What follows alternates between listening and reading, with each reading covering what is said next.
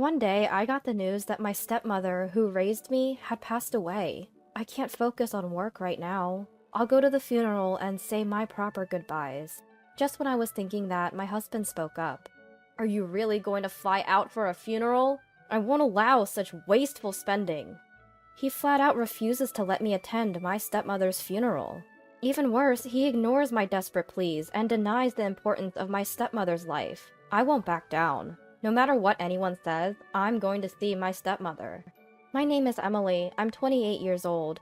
I married Liam 2 years ago and work full-time at a certain company. We met at a mixer and we both were the same age. I was single at the time, so I started dating him casually. Turns out, that was the right move. We have a relationship that feels more like friendship, and it's been incredibly easygoing. Shortly after we got married, Liam was transferred for work, and I decided to follow him. I put in a transfer request at my job, moving to the office nearest to Liam's new location. I had never left my hometown before, so this was a first for me. Leaving home was a bit sad, but the excitement of married life outweighed that.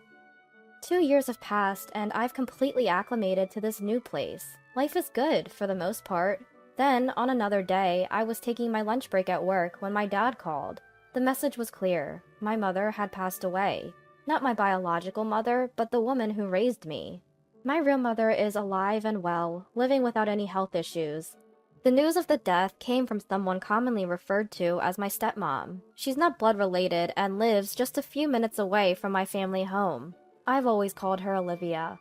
My parents run their own business, and after having me, they apparently didn't have the time to raise a child. So they entrusted me to Olivia, who was an old friend of my dad's and got along well with both my parents. After some discussions, it was decided that I would stay with Olivia until I was old enough to be home alone. Every day when I got home from school, Olivia would greet me with a smile. "Emily, welcome home! Did you have fun at school today?" "I did! But the homework today looks really hard. Can you help me, Olivia?" "Of course, but first let's have a snack." "A snack? Yay! Today we've got your favorite, chocolate chip cookies." "Really? I'm so happy! I love you, Olivia." Olivia always put me first. She scolded me when I misbehaved and praised me when I did well. I think we had a relationship as if we were true family. To me, Olivia was as important as my real parents. During the time until I could stay home alone, I spent more time at Olivia's house than my own. Meals and showers were mostly taken at her house. Since I've always been a good eater, the food expenses were no joke. So my parents decided to give Olivia a fixed amount of money each month. At first, she apparently refused to accept any money. "I'm doing this because I want to. I'm happy just being with Emily." That's what she said and stuck with that stance. However, my parents insisted, saying it wasn't right not to give her anything.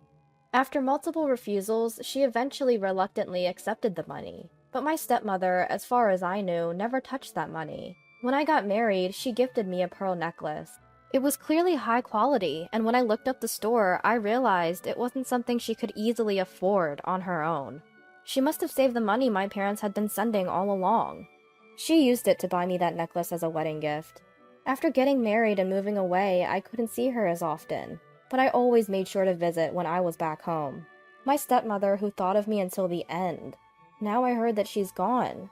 Losing her isn't something I can easily accept. She was a parent to me, after all. Olivia, why so suddenly? I knew she was sick, but I never thought she'd go this quickly. She probably didn't want to worry me, and never showed how much she was struggling. The news was so abrupt that my mind couldn't keep up. I got the call from my dad on Saturday. The funeral would be on Monday. I immediately called my boss and explained the situation. Luckily, it wasn't a busy time at work, so my leave got approved easily. That night, I decided to tell my husband about it after he got back from his holiday shift. "Liam, my dad called today. Olivia has passed away." "Olivia? Who's that?" "What do you mean, who's that? She basically raised me. You met her when we visited my family home, remember?" "Oh, did I? I don't really remember." Ugh. Anyway, that's the situation. The funeral is on Monday, so I'm going. But then my husband said something unthinkable. "No way! She's not even your mom, right?" "What?" "I absolutely won't allow you to go to the funeral." With a dismissive comment, my husband starts fiddling with his phone. I'm stunned for a moment, but quickly snap back to reality, confronting him. Wait a minute, why? What's wrong with going to the funeral? Come on, how many times do I have to say it? She's not your mom, is she? What are you talking about? She's been like a mother to me. She's looked after me for years in place of my own parents. When I was younger, I spent more time with Olivia than I did with them. I plead desperately, but his face clearly shows he's not convinced. He lets out a sigh and bluntly tells me, Look, your parents paid her to take care of you, right? That just makes it a business. She was basically your babysitter. What a way to put it. The money was for my living expenses, nothing more. Sure. You can think that way if you want. She took care of you because she got paid. End of story. I can't believe you. How can you say that? Is it so wrong to want to properly say goodbye to someone who has been so kind to me? I never said that. All I'm saying is that there's no need to spend time and money on a stranger's funeral. What? Why do you get to decide that? It's my time and my money, so it has nothing to do with you. His callous remarks fuel a boiling rage within me. I bite my lower lip, struggling to keep my shouting in check.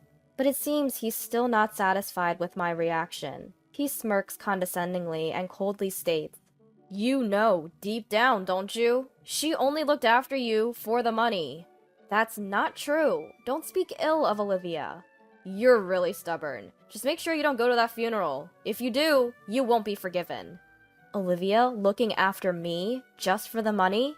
That's absolutely impossible. She has always been so kind, and she continued to be good to me even after I grew up.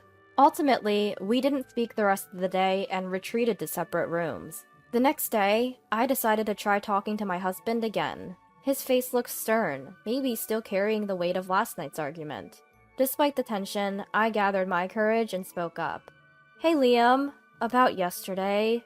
He let out an exasperated sigh and clearly showed his annoyance.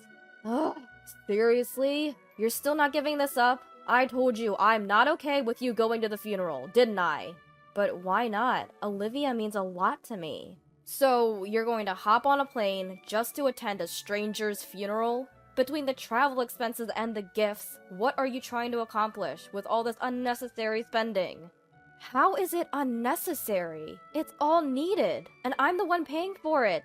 I'll attend the funeral on Monday and be back by Tuesday.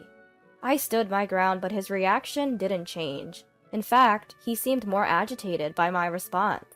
Can you just stop? Our money is our money. I'm working overtime and even on weekends, and you're reducing our savings with your frivolous endeavors. Frivolous endeavors? Are you serious? She's already passed, hasn't she? Just move on. You're not going to see her again. At the sight of my husband's dismissive smile, I reached my breaking point. I glared at him and stated firmly in a low voice, I'm going to Olivia's funeral, Liam, whether you like it or not.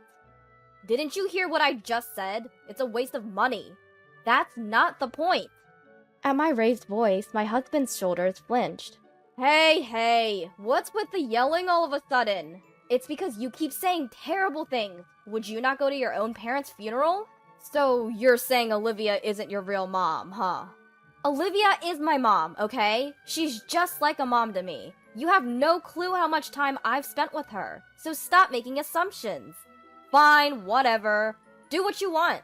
After packing a few days' worth of clothes into a bag, my husband stormed out of the house. Meanwhile, I started packing for my trip home. Simple, subdued dresses for the funeral filled my suitcase. It was tough to leave without my husband's understanding, but now's not the time for that. I headed to the funeral without waiting for him to return. I caught a flight Sunday night to attend the Monday funeral. I was supposed to come back on Tuesday, but the urge to sort things out with my husband made me return Monday night. I couldn't forgive what Liam had said. Even though we're married, I don't want this tension between us to last forever. I quickly headed back home. Maybe, just maybe, he's already returned. It was late, so I opened the door quietly. Then, unfamiliar red pumps caught my eye in the entrance. I heard unfamiliar laughter from a young woman coming from the living room. I carefully took off my shoes and tiptoed down the hall. Peering through the glass door, I saw my half-dressed husband with an unknown woman. What the... Liam, what are you doing? I was so taken aback I couldn't think straight, but I knew the situation was not normal. While standing there shocked, I heard their conversation. Hey, Liam, are you sure it's okay to bring me to your house? Won't your wife find out? It's fine. She's at some old lady's funeral right now. And you always said you wanted to come over, right? Yeah, but what if we get caught? I can't afford to pay alimony if it comes to a divorce. You're with me almost every day. Don't you have financial issues? Well, yeah, I've been splurging on you. So if it comes to alimony in a divorce, it's gonna be bad. Jeez, you're such a bad guy, Liam. You lie to your wife about working late, don't you? When I spend the day with you, I told her I had to work on my day off. She's clueless, so she never realizes. Wow, Liam, you really are a bad guy. The room filled with the loud laughter of two people. What on earth is going on? He lectured me about how it's a waste of money to fly to a funeral, and yet here he is, lavishing gifts on his mistress? Unforgivable. To think that this was the guy who insulted Olivia. Just minutes ago, I had been contemplating reconciling with my husband, but now, all warmth for him had turned ice cold, leaving only disgust. They're getting all lovey-dovey, completely unaware of my presence. I swiftly activated the video recording on my phone, capturing the evidence clearly. Just to be safe, I sent the video to my parents as well, securing irrefutable evidence. Now, I was ready. With adrenaline pumping, I flung the door open and stood assertively in front of the cuddling couple. Hey, what's going on here? Emily, why are you here? Weren't you coming back tomorrow? I looked down at my flustered, stammering husband and calmly stated, I came back earlier than planned. I wanted to have a serious talk with you, Liam, but it seems there's no need for that now. No, you're getting it wrong. She's just a colleague from work. I'm her mentor. Oh, really? So mentors bring their half-dressed protégés home now? Well, that is... Go on, say something.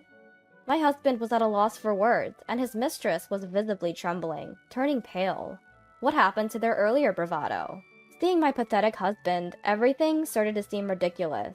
Oh, was this the man I once loved? Is this the person I married and desperately tried to get to understand me? Before me, the man I once loved was pathetically fumbling for excuses for his affair, telling lies so transparent even a child could see through them. I took a deep breath and made myself clear. Enough is enough! How much more do you need to disappoint me before you're satisfied? You have the nerve to waste money on your affair, yet complain about my spending on commuting? What about you? You're the one wasting money.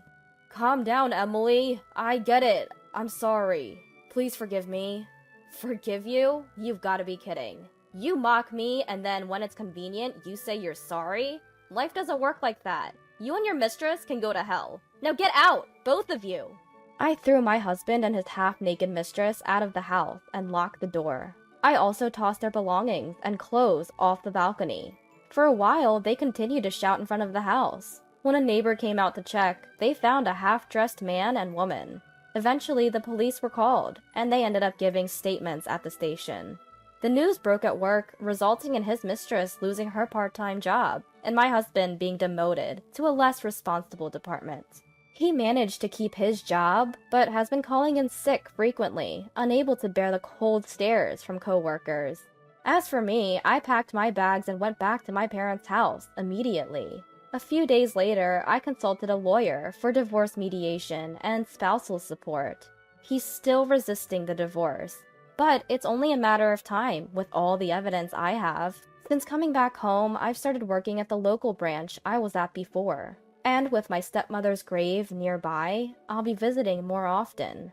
Olivia, I'll come see you often from now on. I said that as I stood in front of her resting place, hands pressed together in prayer.